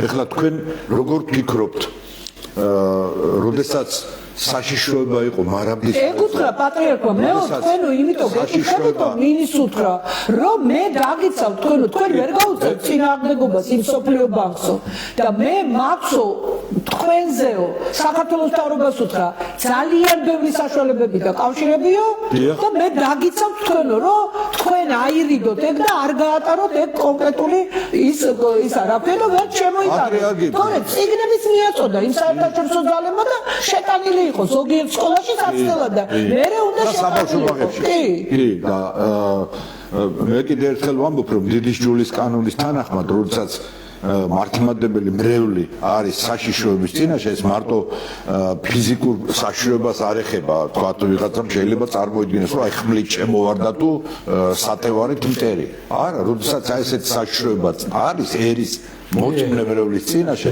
ვალდებულია ეკლესიამ დაიცვას თავისი მრევლი და თავისი პოზიცია გამოხატოს მეუფე იაკობმა გამოხატა მოდი პირდაპირ მოდით ნუ დავუკარგავთ მეუფე იაკობმა გამოხატა რამდენიმე დღის წინ კი პირდაპირ გამოვიდა და ძალიან მოკლედ კონკრეტულად და ლაკონურად თქვა რომ რატო იწყებთ უმაღლესებიდანო უმაღლესებს რა ჭირს ამ ხელისუფლებას არაფერი არ ჭირს უმაღლესებს ჭირდება ფული და უმაღლესებს ჭირდება კონკურენტ უნარიანი ცოდნის მატარებელი ბავშვი მიაწოდოთ თქვენ სკოლებში ასწიეთ დონე და აი ეგ თქვენ დიაკონბას, რომ სკოლებში ბავშვებს სწავლის დონე და მოვიდეს ცოდნე ბავშვი და უნივერსიტეტებს კიდე ის სამარცხვინო 2250 ლარი რომ არის, მაგით რა უნდა მოამზადო, რომელი სპეციალისტი. აი იქ მოუმატონ ფული და ისინი გაურემონტონ, რა ქვია, შენობები. კი არ გაუყიდონ. ერთს დავამატებ, მე საპატრიარქოს აქვს გადამწყვეტი მნიშვნელობა. აი ორ საკითხს. ამიტომ ჩვენ უნდა ვიმართოთ. გამოვყოფ ერთი აი ამ განათლების რეფორმაზე და მეორე მიწის საკითხს.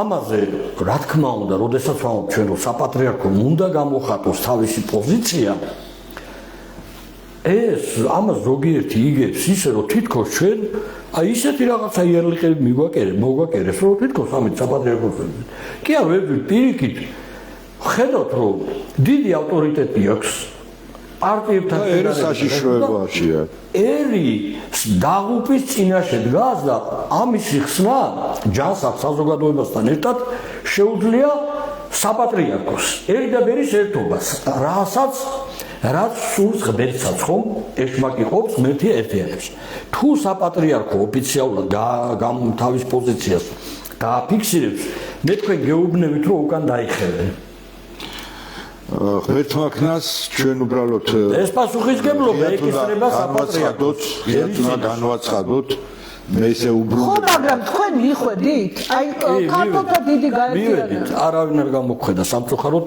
შემდეგ მე ძალიან გული დამწყდა იმიტომ რომ ძალიან აკადემიური მისვლა იყო შეატყობინეთ კი ოფიციალური მიმართვაც შევაგზავნეთ მისი ნომერიც მაქვს რეგისტრაციის ყველაფერი შემდეგ მეორე უკვე იურისტებთან დამუშავებული ისიც გაუგზავნეთ მიმართ ეს იყო უკვე ასლი რომელიც კი პრემიერს შეუგზავნეთ იმისი ასლი იყო რომ პირდაპირ ჩვენი უფლებები ირღვევა და კონსტიტუცია ირღვევა ეს ასლი ჩააქვს საპატრიარქოს მაგრამ არც ერთზე სამწუხაროდ ვერც ერთზე ვერ მივიღეთ ჩვენ საპატრიარქოსგან პასუხი ხომ შეიძლება ან ერთი სასულიერო პირი გამოგვიგზავნეთ დავდგეთ ერთად ხალხო სამშობლო აღარ გვექნება და მე ამათი პირველი სამიზნე არის პირდაპირ მართლმადიდებლური ეკლესიის განადგურება სხვათა შორის მიწებთან დაკავშირებით ის ძალა რომელიც ეძებს საქართველოს დღეს სასამართლო პროცესი მიდიოდა ჩვენ ეხლა ჩვენ მიწებზე ნუ გავაგრძელოთ ეს ორი სიტყვით საინტერესო დოკუმენტი უბრალოდ აი ამ ორ პოზიციაზე კარგი იქნება საპატრიარქო უნდა გამოხატოს მე წერილებით ამის თაობაზე იმ დროს მივმართე პრემიერსაც ღარიბაშვილი იყო პრემიერი მაშინ მივმართე გენერალურ პროკურატურასაც მივმართე პარლამენტის თავმჯდომარესაც მივმართე ამ ქონების მართვის და მდგრადი განვითარების სამინისტროსაც და მივმართე პრეზიდენტსაც მივმართე საპატრიარქოსაც და უთხარი რომ აი აქ ხდება ეს რომ გაკიდეს ეს მიწა 11 ჰექტარი და არაბული სოფლის მშენებლობას იწყებენ 135 სახლზე თავისი მთელი ინფრასტრუქტურით და სალოცავებით. ამიტომაც იქიდან არ მიმსვლი არაფერი პასუხი. ეს ჩვენ უბრალოდ სამართლებრივი ბრძოლა მოვიგეთ, თორე ის რომ მე რაღაცა ოფიციალური პასუხი მიმეღო, ვიტყოდი დიდი მადლიერებით. ეხლა მორალური მხარდაჭერა და ცალკეული სასულიერო პირების გამოსვლა ეს არნიშნავს ეკლესიის ოფიციალურ პოზიციას. ამიტომ ვფიქრობ რომ აი ეს საკითხი რომელიც განათლებას ეხება, იმიტომ რომ ისტორიულად საქართველოში განათლებას ეკლესია წარმართავდა. ჩვენი განათლების პოლიტიკა იდეოლოგიურად ეხლა შეიძლება კონკორდატი რომ არის დადებული შეუძლია რომ ეკლესია მარტო განათლებას და ჯანდაცვას ეგ მინდოდა მეთქვა და ეს ისტორიული ტრადიცია არსებობს შორს არ მინდა და აკაკის აკვანი აკაკის ის რო გავიხსენოთ ხო ვის აბარებენ და ვინ ხელმძღვანელობს განათლების პროცესებს ხო აკაკის წერეთლის მოგონებებში და იმაში პირდაპირ იგივე ვაჟა-ფშაველას ხო ვაჟა-ფშაველას მამა პავლე რაზიკაშვილი სასულიერო პირია და იმ დროინდელ ფშავში უგანათლებულესი კაცი და ეს ხელმძღვანელობს იქ ლოკალურად იმ ადგილზე ფშავში განათლების პოლიტიკას ხო ანუ ეს შემთხვევითი კი არ არის და ნახეთ განათლების კორიფეები ვინ არიან ისტორიულად ჩვენთან? გიორგი მთაწმინდელი, ასეთი კალთოელი. ყველა ისეთი დიდი, ხო? კიდე ჭონდიდელი, ხო? დიდი სასულიერო და საერო მოღვაწეებია რა. ისე რომ ეკლესია განყენებული არ არის სახელმწიფო პოლიტიკიდან საქართველოში. ეს ტრადიციული ვალდებულება აქვს, როგორ შენ ერი გეღუპება და შენ ჩუმად იყო მარტო სანთელიან თუ არ არის ეს. არა, ეხლა გეუბნები პატრიარქი რომ იყოს შეულ ფორმაში და ეხლა ეგენი ის ალბათ ნუ რაღაც ნელ-ნელა დასასრულისკენ წავიდეთ. კარგი, აი უყურეთ ისა ეს დოკუმენტი კიდევ მე ვთქვი რომ იქ რომ უწერდნენ სოციალ-ეკონომიკური განვითარების გეგმაში რომ 40,000 პედაგოგი შეამცირეთო 1996 2000 წლებშიო, ანუ თითო წელს 10,000 შეამცირეთო.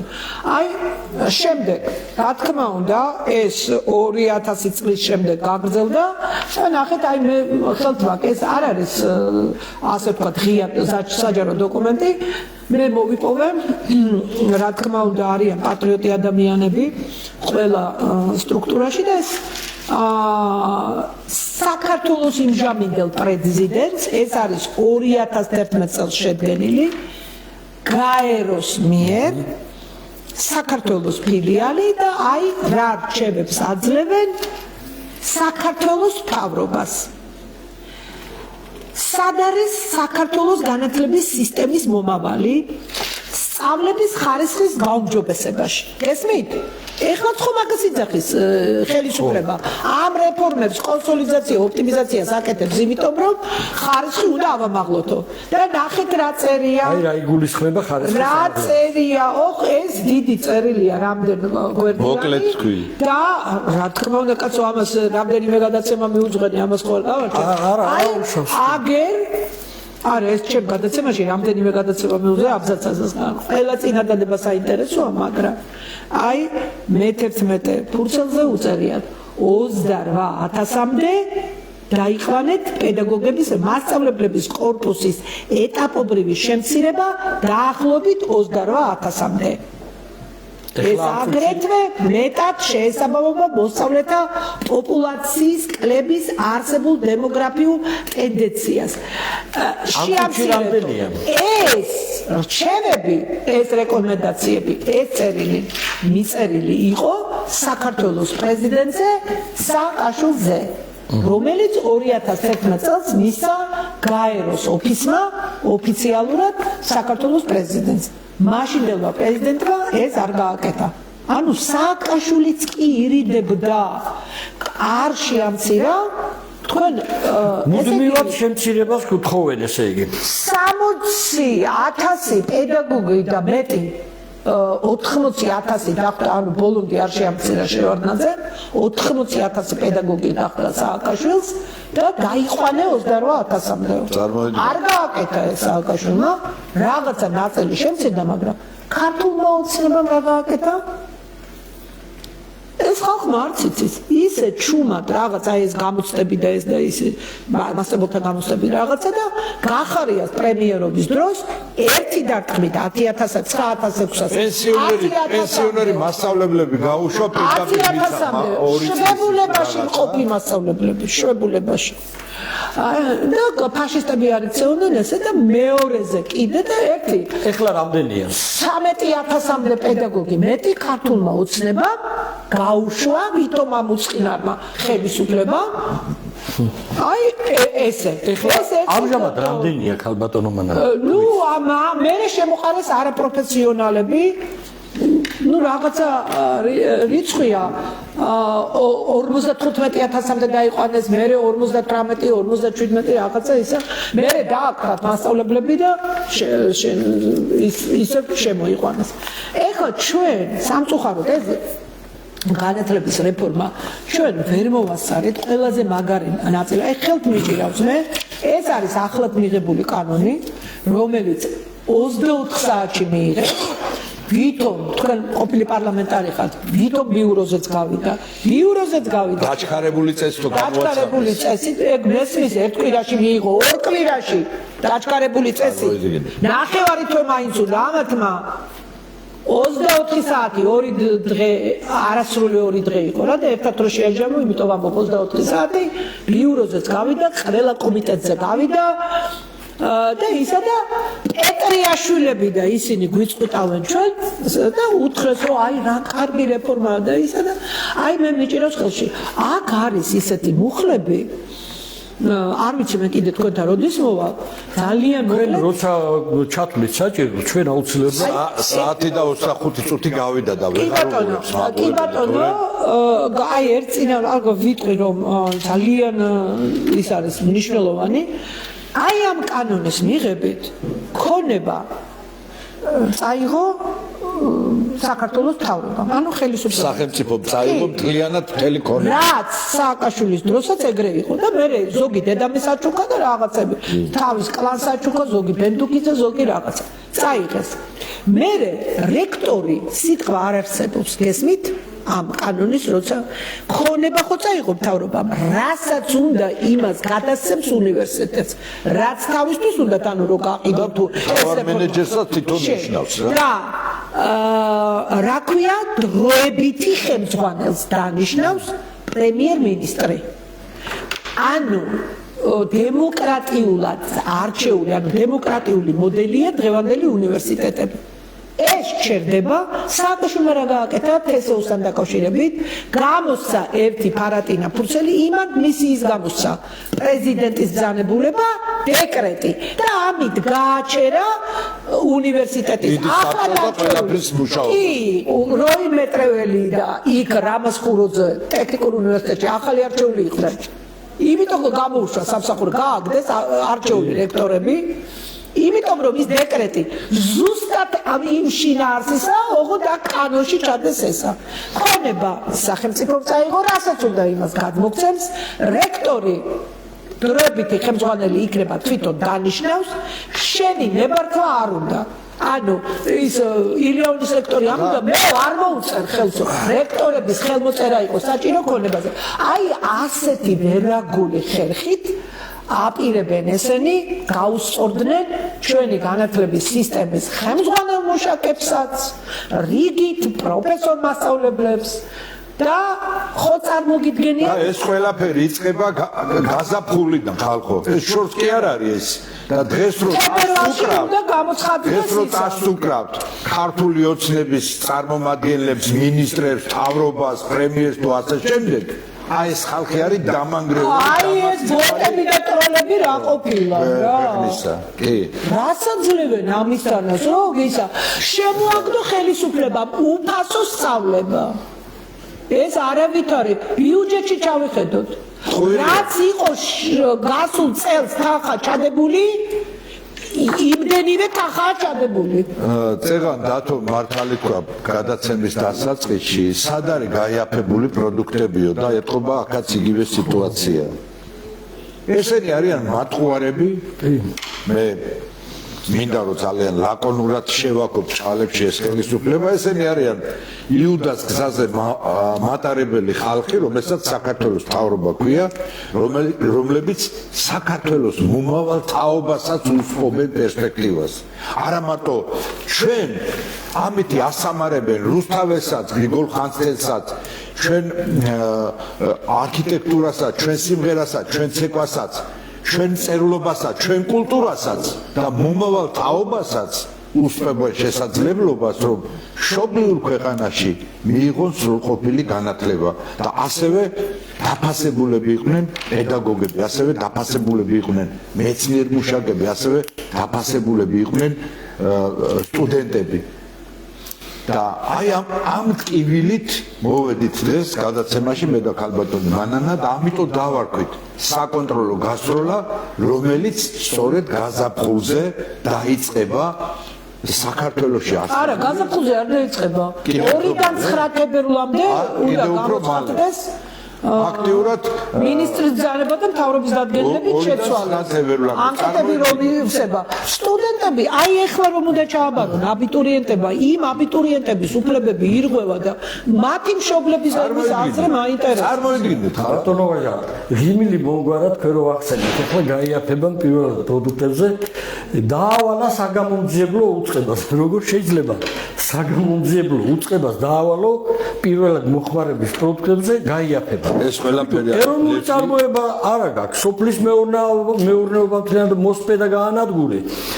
ლობიო კარტოფილი და ხახვი შემოგაგდა სტაფილოს საზღვარგარეთიდან, როცა აქ აბსოლუტურად ყველაფერი იმალეთ ძვირფასი კიდევ კაი ჩვენ სამშობლო შეგარგვიჭირს ყველაფერი მოდის აბსოლუტურად ყველაფერი შემოგაგდა მე საგამომძიებლო უწყებებს ავალებ რომ ფასნამატია დიოდა ეს რა უნდა თავისი მამა მარჩენალი არის კარფურის ერთ-ერთი მეპატრონი მეწილე და რატომ ამატებს ჩვენ ესე იგი აღარ გადაუხვიოთ ამ თემას განათლების თემას უნებრივია რომ მაყურებელი დაიღალა საათნახევარია კი ბატონო კიდევ მოგიწევთ ჩვენი პრობლემატიკა მე კიდევ მინდა რომ მადლობა შევწირო მანანას რომელიც თავ დაუზოგავად შრომობს ამ კუთხით ჩვენ ძველი თანამებრძოლები ვართ 90-იანი წლებიდან დაწყებული როცა ერთად ვიცავდით მასწავლებლების და მოსწავლეების უფლებას დაწყებული ამ ფასიანის სწავლების შემოღებასთან დაკავშირებით ძალიან ბევრი წინა მოდი ის უთხრათ რომ ჩვენ მაშინ გავიმარჯვეთ მაშინ და ფასიანის სწავლება დავამარცხეთ სკოლებში დავამარცხეთ და იმედია რომ დღესაც საზოგადოება მხარში დაგვიდგება იმიტომ რომ ჩვენზეც გარკვეული ზეწოლა ხორციელდება და მუქარები მოდის ხელისუფლების მხრიდან თუ არ გავჭერდებით პირდაპირ მინდა ეს განვაცხადო რომ ძალიან მკაცრ ზომებს მიიღებენ მათ შორის შეიძლება ითქვას რომ ფიზიკურ მოსმობაზე შეიძლება იყოს საუბარი იმიტომ რომ ჩვენ ფაქტიურად ვამხელთ იმ ანტიეროვნულ ასევე ანტიკონსტიტუციურ ქმედებებს საქართველოს ხელისუფლებისა ეს არ არის რა ვთქვათ დამაზიანებელი მარტო ჩემი ან ქალბატონი მანანასთვის ეს მთლიანად ეს აზიანებს ეს მთლიანად აზიანებს მომავალ თაობას ჩვენ მომავალს და ეს იმას ნიშნავს რომ მომავალი თაობა რომელსაც აქ პერსპექტივა აღარ ექნება გაიქცევა და წავა საზღვარგარეთ ან ის მშობლები რომლებიც არიან უცხოეთში წაიყვანენ თავის შვილებს და დამთავრდება მაშინ ამით ყველაფერი და შენ ესე იგი მიწასყიდი განათლებას უსწობ მომავალ თაობას და საქართველოს ცარიერ ტერიტორია რჩება არაბების, ირანელებისთვის თუ ჩინელებისთვის თუ თურქებისთვის და ასე შემდეგ. მე ვფიქრობ რომ ეს ისეთი გლობალური პრობლემაა რომ ჩვენ არაერთხელ მოგვიწევს თქვენ ეთერში ალბათ არა იცით რა არის რაც არ უნდა დაიღალონ ჩვენ ვერ დავასრულებთ ამ გადაცემას რა უნდა განვმარტოთ იცით ხალხს ვერაგულის შემოაგდეს თავიდან არ თქვეს რომ უფასო განათლება რაღაცა როდესაც დაიწყო რაღაც სოციალურ ქსელებში და ხალხის განწყობას ეხა უშიშროება ხო ანუ რო გაჟონა სასწაულად უარყოფითი იყო მე გამოაცხადეს დიახ ახალი წლების იმაზე რამდენიმე დღით რომ უფასო განათლება და რაღაცა ეგრე არ არის ეხლა აი მაგით აწერინებენ თავიდან ეგ არის ტყუილი ტროლებს რომ აი რა გინდათ ხალხო უფასო განათლება და ეხლა კარგად მომისმენთ განსაკუთრებით აბიტურიენტების პრობლემა და აბიტურიენტებმა და საერთოდ ყველამ და იმ უსინდისო ტროლებმა და მე არ მიყვარს არა აკადემიური ლაპარაკი მაგრამ ხალხო რას გაძლევენ როს ხეთხარ და წერთ იმას და ხალხი შეკავთ შეცდომაში და თქვენი შვილები არ მოყვებიან იმაში ან შვილიშვილები ან ვინც ახართ ესე იგი უყურეთ რა ხდება განვმარტოთ ხალხს სკოლებში საქართველოს სკოლებში განათლების ხარისხი არის ნულს ქვემოთ. ხარისხს ვერ დებს სკოლა. ანუ კონკურენტ უნარიან ცოდნას ვერ აძლევს. რასაკეთებს მშობელი წვალობს და ამზადებს. ხო? იხდის ამაში ფულს. კარგი. მაგრამ უმეტესობა ამზადებს არა აქვს მშობლებს. ეს ჯდება ძალიან ძვირი, ხო? ერთი 10,000 და მეტი ჯდება, რომ ბოლო წელს მოამზადო. ეხლა ეს მომზადება არ ეყოფა ბავშვებს. ვინც იქნება ძალიან ძლიერი, ის ბავშვები ჩააბარებენ მხოლოდ. დანარჩენი უნივერსიტეტებში ვერ მოხდება. სახელმწიფოზეა საუბარი. ესე იგი ვიზარავდება ამ უფასო სწავლების შემოღებით. ჯერ უფასო არაფერი არა, ჩვენ ვაფინანსებთ იმას, ბიუჯეტიდან ფინანსდება. რა, საქართველოს მთავრობისაა ეს ფული? ისე იმადლებიან. საკუთარი ჯიბიდან იღებენ. ეგ ჩვენი ფულია, ეგ ხო? ხო და ეს ბავშვები ყველანი უმეტესობა დარჩება 80% 90 დარჩება გარეთ. სად უნდა წავიდეს ეს ბავშვი? კერძო უნივერსიტეტებში. კერძო უნივერსიტეტებში საკმაოდ მაღალია ფასები და კიდევ აიწევს, ხო? აიწევს.